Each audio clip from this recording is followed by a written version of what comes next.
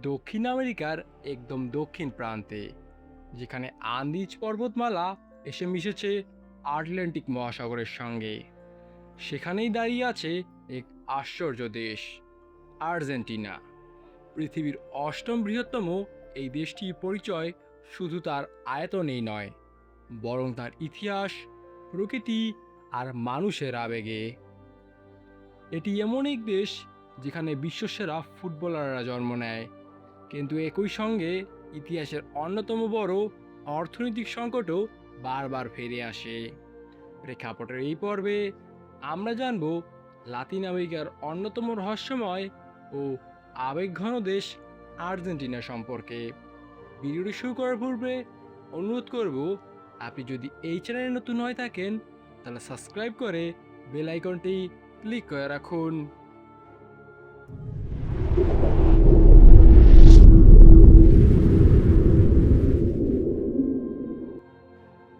Argentina দক্ষিণ America মহাদেশের একটি দেশ, যা আয়তনের দিক থেকে বিশ্বের অষ্টম বৃহত্তম।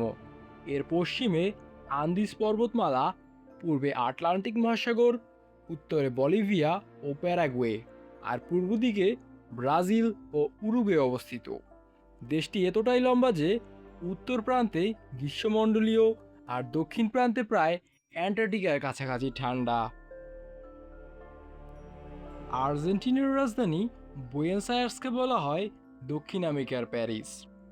ইউরোপিয়ান ধাঁচের স্থাপত্য, প্রশস্ত রাস্তা আর প্রাণবন্ত ক্যাফের সংস্কৃতি এই শহরের প্রতিটি কোণায় ছড়িয়ে রয়েছে।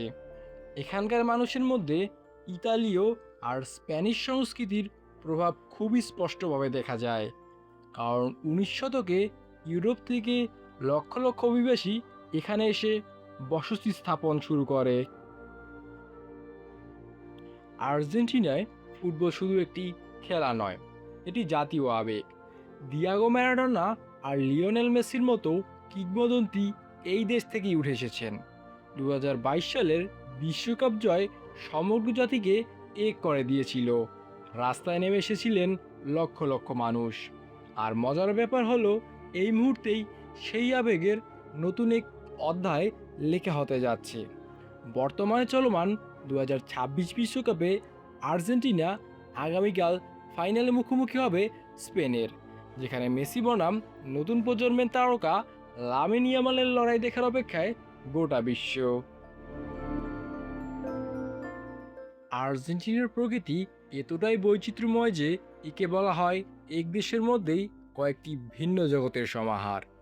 উত্তরে মিসিসিয়ন্স প্রদেশে অবস্থিত ইগুয়াস জলপ্রপাত, যা প্রায় 250-রও বেশি ছোট বড় জলপ্রপাতের সমষ্টি এবং বিশ্বের অন্যতম বৃহৎ ও দর্শনীয় জলপ্রপাত হিসেবে পরিচিত। এখান থেকে দক্ষিণে গেলেই দেখা মিলবে বিস্তীর্ণ পাম্পাস তৃণভূমির, যা আর্জেন্টিনার কৃষি অর্থনীতির প্রাণকেন্দ্র।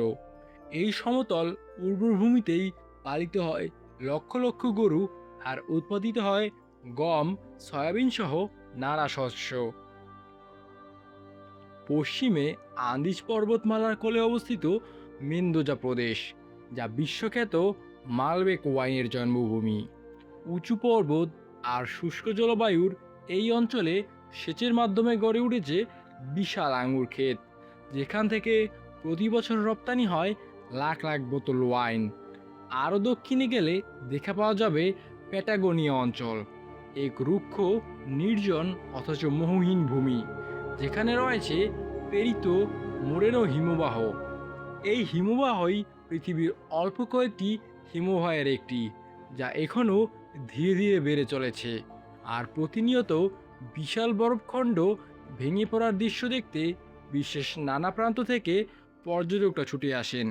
একদম দক্ষিণে তিয়েরা দেল ফুয়েগো, যাকে বলা হয় বিশ্বের শেষ প্রান্ত। এখান থেকেই যাত্রা শুরু হয় আন্টার্কটিকা অভিযানের। আর্জেন্টিনার অর্থনৈতিক গল্পটা একই সাথে গৌরবের আর সংগ্রামের। বিংশ শতাব্দীর শুরুর দিকে আর্জেন্টিনা ছিল বিশ্বের অন্যতম ধনী দেশ। কৃষিপণ্য রপ্তানির মাধ্যমে গড়ে তুলেছিল বিশাল সম্পদ। কিন্তু গত কয়েক দশকে দেশটি বারবার মুখোমুখি হয়েছে অর্থনীতির সংকটের। উচ্চ মুদ্রাস্ফীতি এখানকার দীর্ঘমেয়াদী একটি সমস্যা, যেখানে কখনো কখনো বছরের দাম বেড়েছে শতভাগেরও বেশি হারে। এছাড়াও রাষ্ট্রীয় ঋণ সংকট, মুদ্রার অবমূল্যায়ন আর রাজনৈতিক অস্থিরতা বহুবার দেশটির সাধারণ মানুষের জীবনযাত্রাকে কঠিন করে তুলেছে।